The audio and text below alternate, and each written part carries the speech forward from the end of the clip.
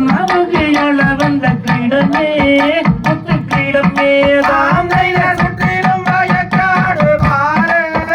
அதை சொந்து வரும் சண்முகநாதியாரு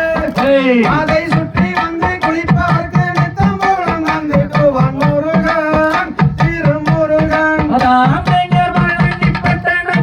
வீதி இங்கும் பார்த்தாலும் எங்கும் பாரஞ்சோதி அதை பார்த்தா பரசரிப்பா தெய்வம் ஒன்று கொடுப்பா